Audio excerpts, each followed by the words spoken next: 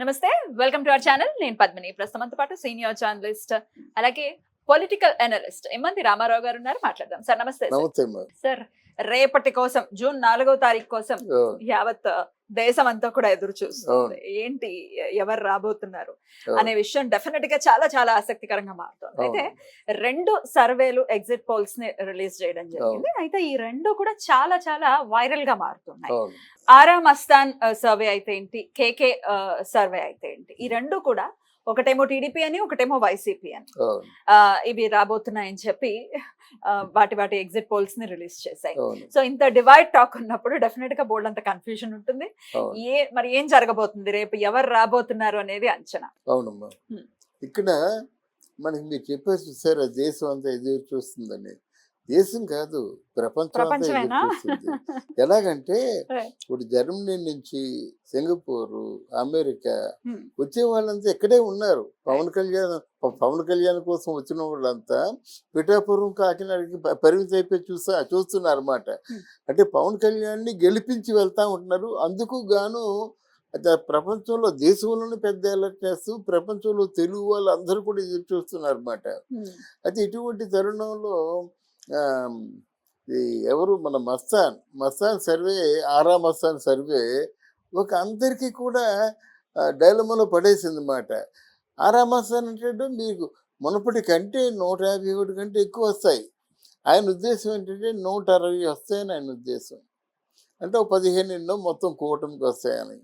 అంటే మనం జనరల్గా ఆలోచిద్దాం, 160 వైసీపీకి వచ్చినట్టయితే 15 అంటే ఏంటి, మోడీకి 2, 3, దీనికో 2, 3 మొత్తం ఇంతే వస్తాయా?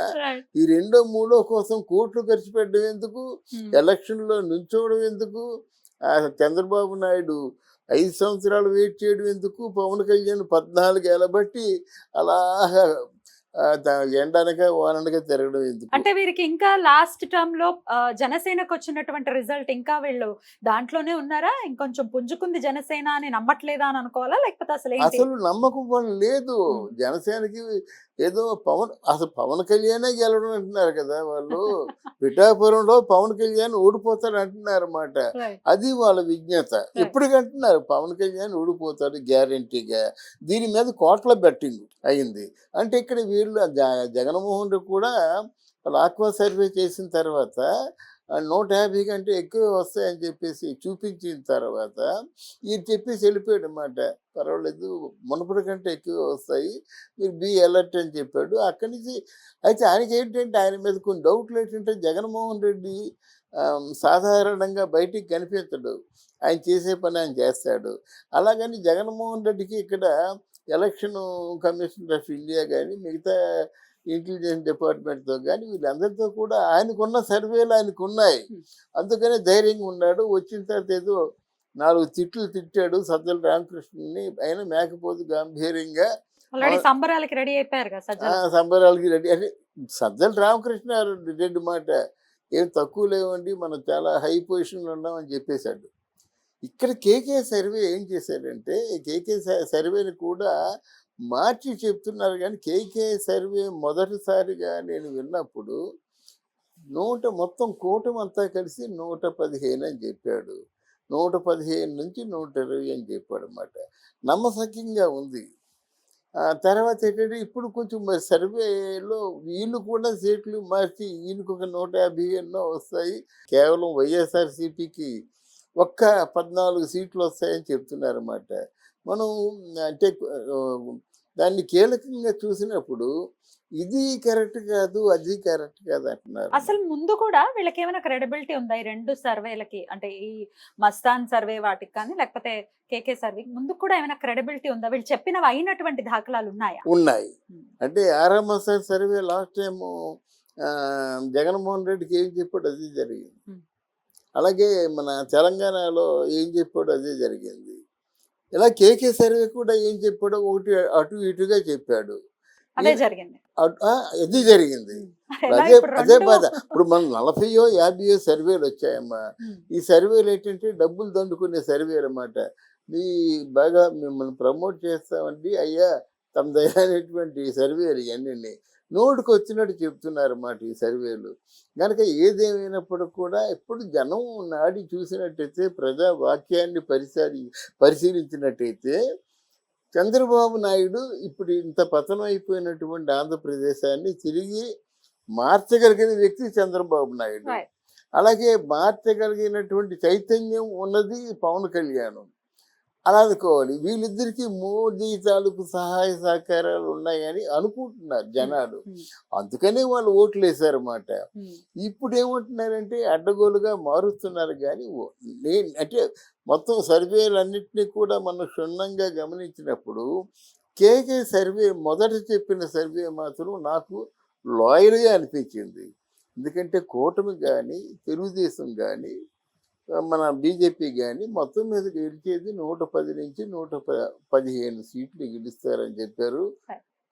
నమ్మశక్యంగా ఉంది. అలా కాకపోయినట్టయితే 100 నుంచి 110 అన్నా పర్వాలేదు, నమ్మశక్యంగా ఉంటుందన్నమాట.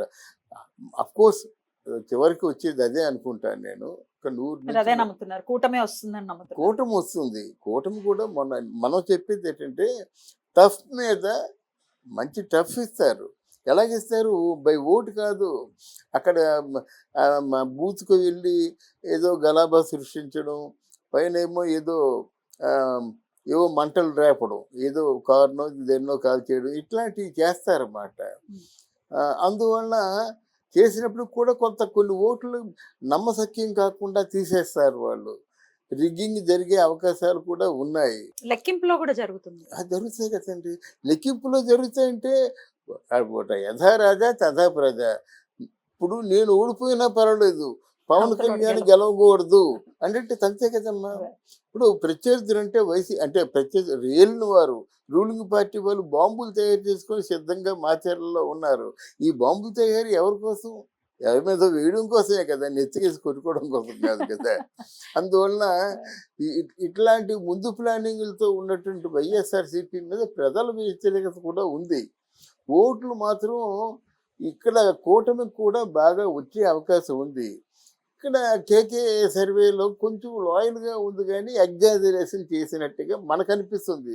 మనకి ఎవరి సైడు కాదు, పక్షపాతం లేకుండా చెప్పుకోవాలి.